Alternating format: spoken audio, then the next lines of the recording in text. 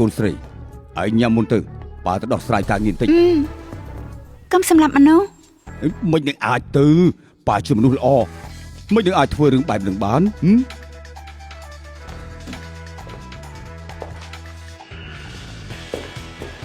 អាចារ្យនេះជួហមមកដល់ហើយអំប្រហោះសួស្ដីអាលិតឯងនេះឮថាឯងមកផ្ដាច់ពាក្យមែនទេគ្រួសារពួកយើងទៅពីមានភ្ជាប់ពាក្យតាំងពីក្នុងពោះមកតែនៅនេះគ្រួសារហបបាត់តាំងពីនៅក្មេងដូច្នេះលោកតាបញ្ជាខ្ញុំមកពិភាក្សារឿងគ្រួសារហ្វូតនិងគ្រួសារហបផ្ដាច់ពាក្យត្រឹមនឹងអើយភុយអ្នកណាថានៅនេះគ្រួសារហបបាត់ខ្លួនកូនស្រីយើងទើបតែត្រឡប់មកវិញនៅមានទៀតចង់ផ្ដាច់ពាក្យកូនស្រីយើងគឺជាអ្នកផ្ដាច់ឯងសមដែរទេទោះជាតាឯងមកដោយផ្ទាល់ក៏ត្រូវតែមើលទឹកមុខកូនស្រីយើងដែរមិនចេះតែនិយាយព្រេះផ្ដាច់អញ្ចឹងនោះទេអាចារ្យនេះជួហមគឺជាទីស្គាល់កូនអ្នកប្រុសហ្វូលើកនេះវេទនាហើយថាម៉េចនៅនេះគ្រួសារហបត្រឡប់មកវិញហើយហ៎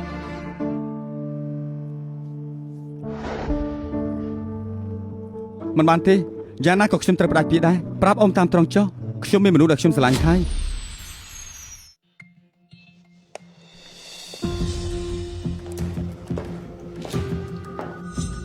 នាងជាអ្នកណាឲ្យនាងញ៉ាំបាច់ទីនេះ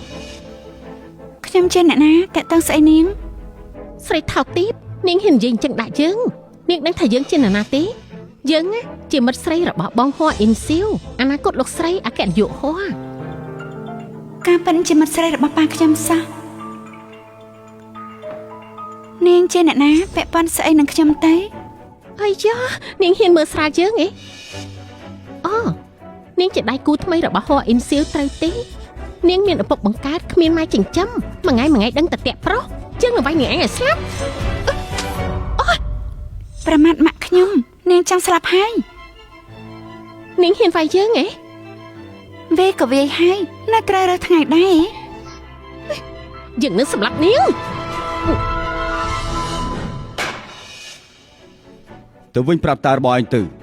ទោះជាផ្ដាច់ពាក្យក៏ជាគ្រួសារហោះជាអ្នកផ្ដាច់ដែរគ្រួសារភូគ្មានសិទ្ធិទេឲ្យតែកូនស្រីយើងមិនព្រមហើយត្រឡប់ទៅវិញងូតទឹកឲ្យស្អាតរងចាំថ្ងៃកាឯងគ្មានសិទ្ធិមកផ្ដាច់ពាក្យជាមួយយើងនោះទេអំប្រុសខ្ញុំគោរពអ៊ំជាចាស់ទុំតែអ៊ំកុំធ្វើបាបគេពេកគ្រួសារភូមិនងាយស្រួលធ្វើបាបទេអូអញ្ចឹងគ្រួសារហោះធ្វើបាបពួកឯងហើយពួកឯងចង់យ៉ាងម៉េចយើងនឹងសម្លាប់នាងហេ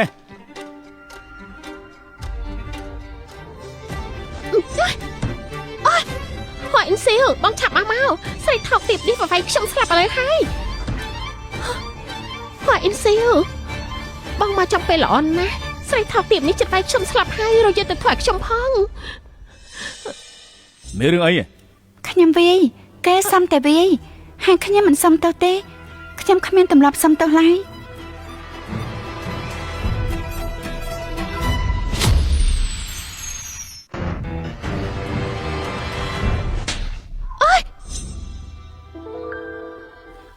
ប៉ាខ្ញុំចេញមកឲ្យខ្ញុំអ៊ីនស៊ីវគឺនាងធ្វើបាបខ្ញុំហេតុអីក៏បងវាយខ្ញុំអ្នកនាងលឿអ្នកនាងលីអ្នកនាងរកអ្នកណាមិនរកបែរជារករឿងអ្នកនាងធំបែបហ្នឹងថ្លើមធំពេកហើយហេតុអីអ្នកនាងធំនាងជាកូនស្រីអ៊ីនស៊ីវស្រីថោកទៀតសូម្បីតែកូនហោះអ៊ីនស៊ីវយើងក៏នាងហ៊ានរករឿងដែរនាងខ្វាក់ភ្នែកហើយវាកាហោឲ្យថ្លៃបាយគ្នា100លានទៅនាងភ្លាមទៅបាទអង្គរៈអ៊ីនស៊ីវបងកំដេញខ្ញុំអីអ៊ីនស៊ីវខ្ញុំសំវខ្ញុំខុសហើយអ៊ីនស៊ីវកំដេញខ្ញុំអីស៊ីដៃឈឺឬអត់ឲ្យប៉ាមើលតិចមើលប៉ាមិនសួរខ្ញុំថាហេតុអីវេគេទេវាយក៏បានវាយហើយដែរក្រែងឯងនិយាយមែនទេថាគេសុំទៅវាយលើកក្រោយបើចង់វាយអ្នកណាប្រាប់ប៉ាមកប៉ាវាយជំនួសឯងកុំឲ្យរបួសដៃក្រែងលោកវាឈឺកដៃទៀតណាប៉ានេះជាលើកទី1ដែលមានគេចេញមកឲ្យខ្ញុំស៊ីឯងគឺជាកូនប៉ាគឺជាមនុស្សក្រោតក្រៀតគ្មានចំណុចល្អទេតែចូលចិត្តការពារអ្នកណាធ្វើបាបកូនស្រីប៉ាមិនឲ្យវាស្រួលខ្លួនទេប៉ានឹងឲ្យពួកវា9ពូជនឹងមិនស្រួលខ្លួនដូចគ្នាហើយត្រូវចាំធ្វើជាកូនស្រីប៉ានៅណានឈឹងនេះត្រូវតែដើរពើងទ្រូងឡើងណាការប៉ັດមានប៉ាការពារមានអារម្មណ៍បែបហ្នឹងសោះ គាត់ពិតជាថ្នមខ្ញុំស្រឡាញ់ខ្ញុំមែន កូនឆ្លាតច្រើនឆ្នាំមកនេះនៅខាងក្រៅរោងទុកហើយប៉ាតាមរកឯង20ឆ្នាំយ៉ាងលំបាកប៉ានឹកឯងដល់ចិត្តឈួតទៅហើយណាថ្ងៃក្រោយប៉ាប្រកាសជាប៉ាពើឯងឲ្យបានល្អណា អរគុណប៉ា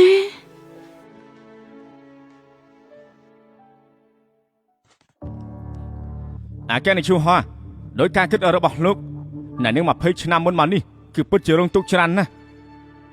នេះគឺជាឯកសារទាំងអស់ ចង្រៃយោកូនយើងឆ្លាតយ៉ាងនេះបែរជាត្រូវគ្រួសារស៊ូបញ្ជូនទៅជំរំហ៊ីឡូលីរយៈពេល5ឆ្នាំកូនយើងរស់នៅទីនោះអស់រយៈពេល5ឆ្នាំ